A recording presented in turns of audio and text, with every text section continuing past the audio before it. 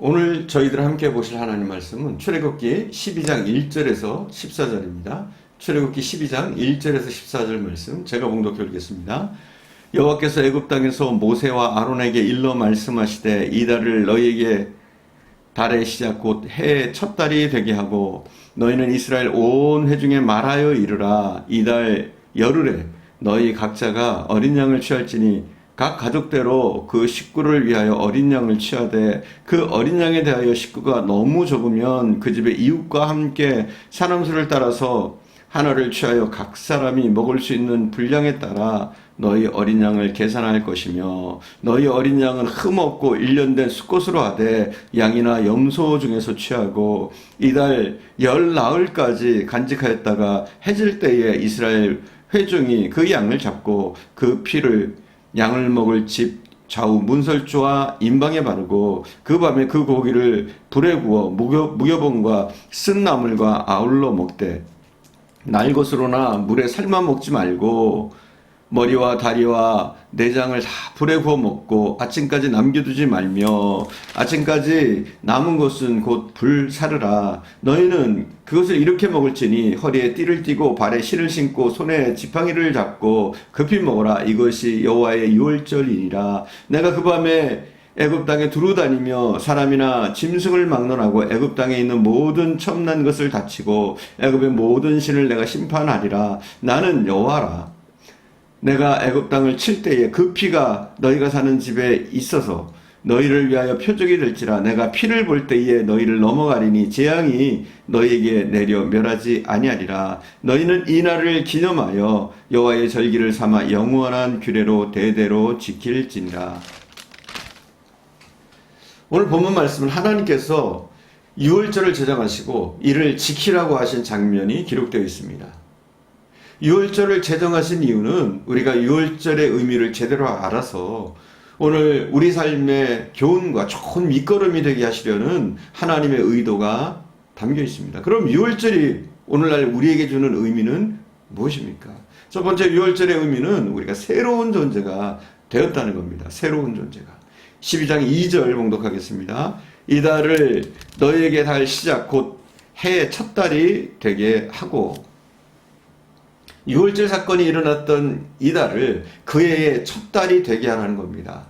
이전까지만 해도 유대인들의 달력은 태양력이었습니다. 그러나 유월절을 계기로 그들의 달력이 바뀌었습니다. 우리로 치자면 3, 4월 사이인 봄철을 일월로 하는 새 달력을 작성한 겁니다. 3, 4월이 한 해의 시작이 되는 거예요. 그리고 이 달을 아비벌 혹은 니산월이라고 불렀습니다. 달력이 바뀌었다는 것이 중요합니다. 왜냐하면 삶의 기준과 출발점이 바뀌었다는 겁니다. 삶의 기반과 또 출발점을 어디로 삼냐의 문제이기 때문에 중요한 겁니다. 기준이 바뀌고 가치관이 바뀌고 삶의 방식이 바뀌었다는 의미이기 때문에 중요한 겁니다. 이렇게 연호를 바꾸는 이유는 한마디로 새로운 시대가 열렸다는 것을 알리고자 함입니다. 그리고 이 백성은 이제 새로운 시대에 새로운 백성이 되었다는 것을 또한 나타내고자 하는 것입니다. 7절을 봉독하겠습니다. 7절. 그 피를 양을 먹을 집 좌우 문설주와 임방에 바르고 7절에 보니까 양을 잡아서 그 피를 집 좌우 문설주와 또 문 임방에 바르라고 말씀하셨습니다. 그러니까 대문 기둥과 또 기둥이 버팀목에 어린 양의 피를 바르라는 겁니다. 이것은 무엇을 표현하느냐? 이 집은 구별된 사람들의 집이라는 것을 알리는 표시입니다. 이 집은 구별되었다 하는 것을 알리는 표시란 말이에요. 다른 애굽 사람들과는 다른 사람들이라는 것을 나타내는 표시가 바로 양의 피를 좌우 문설주와 문임방에 바르는 것입니다. 그렇습니다. 실제로 이스라엘 백성들은 신분이 바뀌었습니다.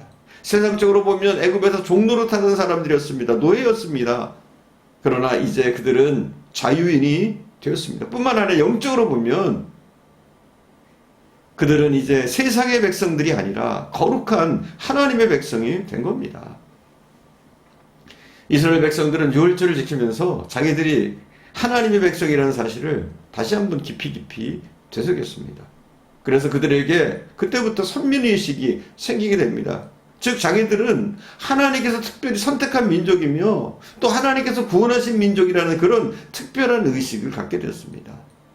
자기들은 하나님을 위해서 일하도록 부름받은 제사장 민족이다. 하나님을 찬양하도록 하나님을 예비하도록 부르신 민족이다. 이런 특별한 선민의식을 갖게 됐습니다. 우리 그리스도인들 모두에게도 이런 의식이 필요합니다. 바울은 고린도후서 5장 17절에서 이렇게 얘기합니다. 그런즉 누구든지 그리스도 예수 안에 있으면 새로운 피조물이라. 이전 것은 지나갔으니 보라 새 것이 되었도다. 강조하고 있습니다. 그렇습니다. 우리도 달라진 겁니다. 새로운 피조물이 되어졌습니다. 이전 것은 지나갔습니다. 이스라엘 백성들의 애굽에서 종살이 할 때와 출애굽한 이후에는 전혀 다른 존재가 되었던 것처럼 우리 그리스도인들도 예수 믿기 전과 예수 믿고 난 후가 분명히 달라져야 하고 우리가 달라졌다는 사실을 깊이 깨달을 필요가 있습니다. 6월절은 이스라엘의 모든 삶과 생각을 바꿔놨습니다. 한마디로 삶의 패러다임이 바뀐 겁니다. 삶의 가치관이 바뀐 겁니다. 사랑하는 여러분, 우리는 다 그리스도인 아닙니까? 우리는 이 세상 사람들과는 다른 존재입니다. 이 다르다는 의식을 가지고 우리는 살아야 합니다. 이것을 깨닫고 살아야 합니다. 그래서 하나님께서는 이스라엘 백성들에게 유월절을 지키라고 하신 겁니다. 브라질의 교육학자 파울로 프레이리는 동물이 살아가는 모습과 인간이 살아가는 모습이 전혀 다르다고 설명합니다. 그러면서 주목할 만한 용어를 사용합니다. 어떤 단어냐? 하나는 생존이고 다른 하나는 실존이라는 겁니다. 생존이라는 것은 무엇이냐? 주어진 현실에 단순히 적응하면서 살아가는 겁니다. 여기서 중요한 것은 의식이 없다는 겁니다. 나는 누구인가? 나는 왜 살고 있는가? 묻지 않고 생각하지 않고 따지지 않고 단순히 주어진 환경에 생명을 보존하기 위해서 살아가는 것. 이게 뭐예요? 생존이라는 거예요. 반면에 실존이란 현실을 변화시키고 새로운 현실을 창조해 나가는 좀 진취적인 삶의 모습을 말합니다. 여기에서 중요한 것은 의식이 있다는 겁니다. 나는 누구인가? 나는 왜 살아야 하는가? 분명한 아이덴티티. 내가 왜 이 땅에 살아야 하는가? 이것을 바로 알고 살아가는 것. 이게 뭐예요? 이게 실존이라는 것이죠. 자, 여러분 어떻습니까? 생존하고 있습니까? 실존하고 있습니까? 프레이리는 안타깝게도 많은 이스라엘의 농민들이 실존하지 못하고 살아가는데 급급해서 생존하고 있다고 지적하고 있습니다. 그저 하루하루 생명을 부지하기 위해서 급급하게 살아가고 있는 모습을 그는 보았다는 겁니다.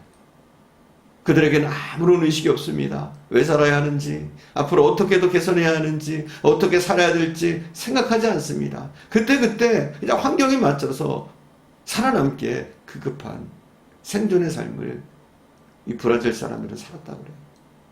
저 여러분 어떤가요? 생존하고 있나요?